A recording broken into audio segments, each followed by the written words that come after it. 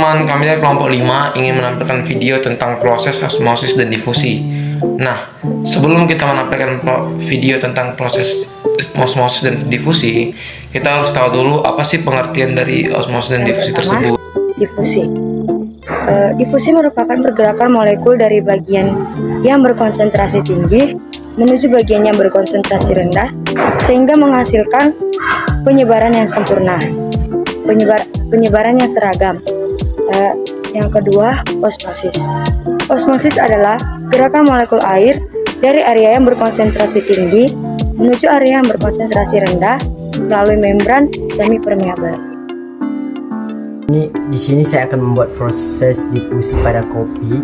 Bahan yang perlu dipersiapkan, yang pertama 1 gelas air dingin dan 1 gelas air panas, dan kedua adalah bubuk kopi. Ini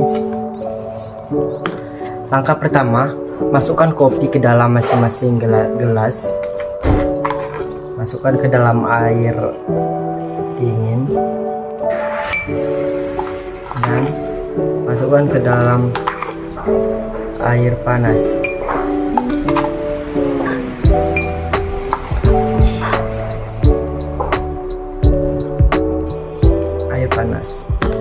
Oke. Ini saya akan diamkan selama 20 menit.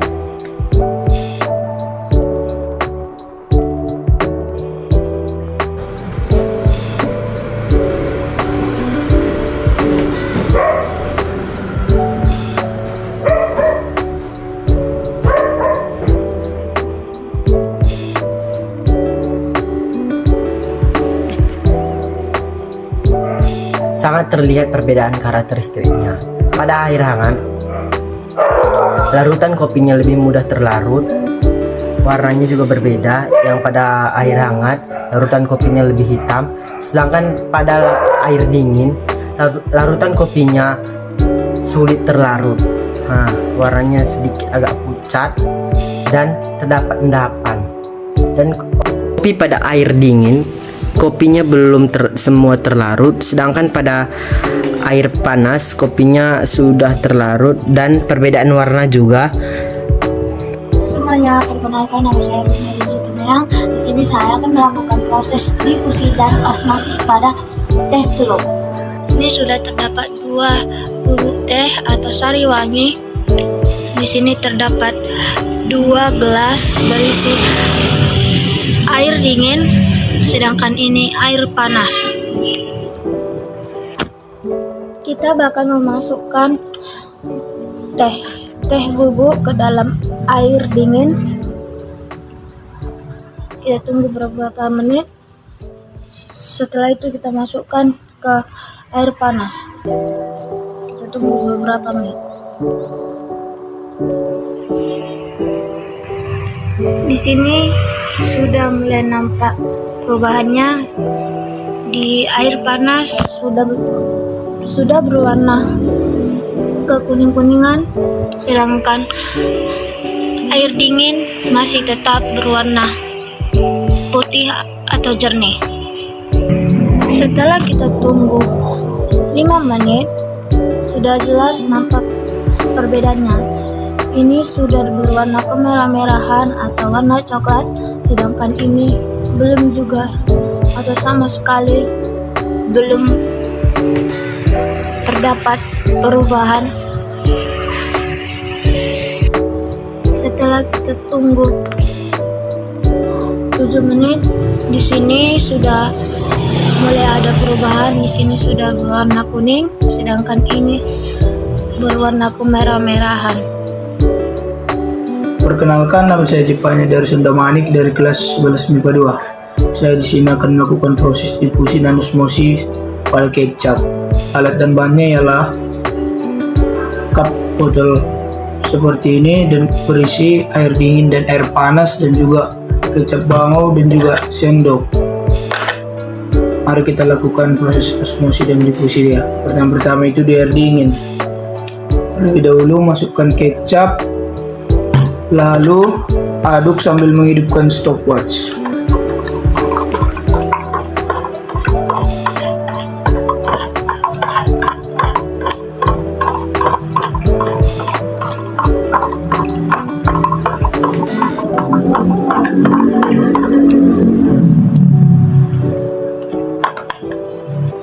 Di air dingin, kecap bangau larut membutuhkan waktu selama 16 detik. Mari kita coba jikalau di air panas. Dengan cara yang sama, masukkan kecap, lalu aduk dan juga sambil hidupkan stopwatch.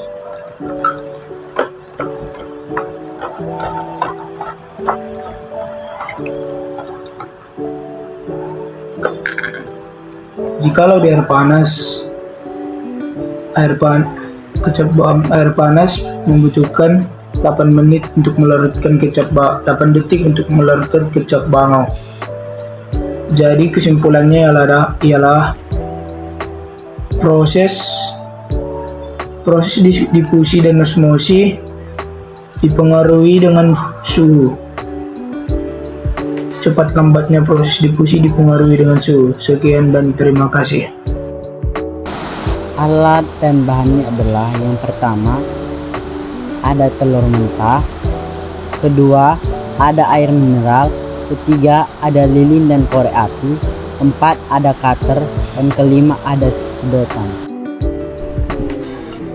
Pertama, ambil sebutir telur, pukul pelan-pelan pada bagian ujung telur yang tumpul. Lalu kupaslah cangkang tersebut, tapi jangan sampai selaput di dalamnya sobek atau pecah. Bersihkan bagian ujung telur yang tumpul dari cangkang yang sudah retak dengan cara mengambil retakan cangkang dengan hati-hati sehingga didapatkan ujung telur yang tampak cangkang kurang lebih 3 cm persegi.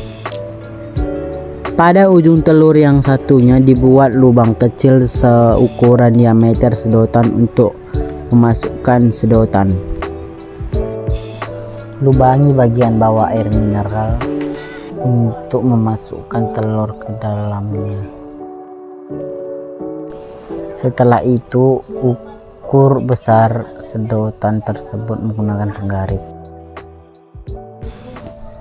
Masukkan telur ke dalam air mineral sampai selaputnya terendam air.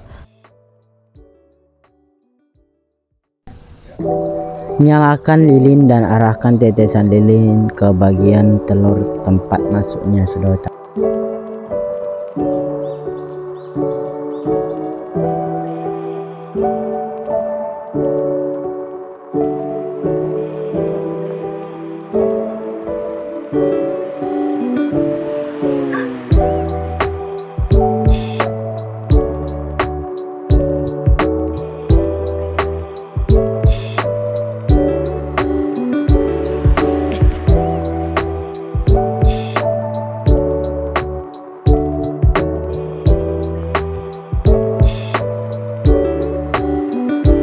Perkenalkan, nama saya Dina Sinaga dan Gara Subaryani. Di sini kami akan melakukan praktek osmosis pada kentang dengan air biasa dan air yang dicampurkan dengan garam. Berikut alat dan bahannya. 2 buah cangkir yang telah diisi dengan air biasa, Sendok dan garam, dan 2 buah kentang. 2 buah kentang ini sudah memiliki ukuran yang sama, yaitu 6 cm.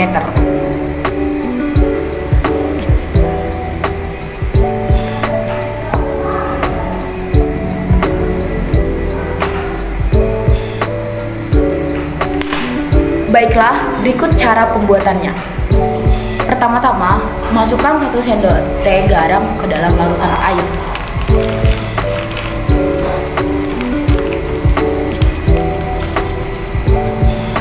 Setelah itu diaduk. Di sini kami akan memasukkan 2 buah kentang ini ke dalam larutan yang berbeda. Saya akan memasukkan ke dalam larutan air biasa, dan saya akan memasukkan dengan larutan garam. setelah ini tunggu sekitar 10 menit hingga ada perubahan terhadap 2 buah kentang yang dimasukkan ke dalam larutan berbeda.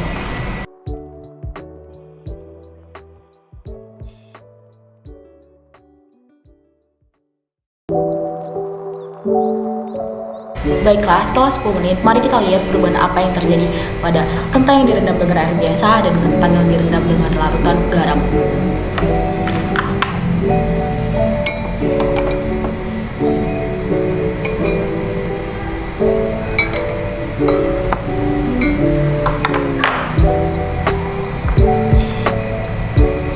Kentang yang direndam dengan air biasa tidak memiliki perubahan tekstur apapun, sementara kentang yang direndam dengan air garam memiliki tekstur yang elastis. Baiklah, mari kita ukur dari segi ukuran, apakah memiliki perubahan atau tidak.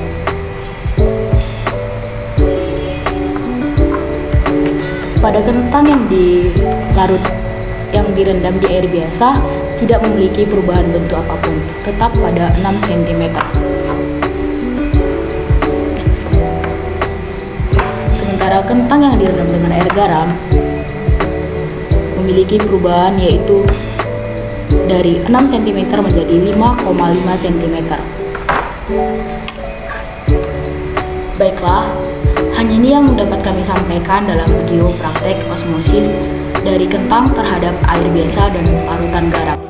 Sekian video tentang proses osmosis dan difusi dari kelompok kami. Jika ada tutur kata kami yang salah, mohon dimaafkan. Sekian dan terima kasih.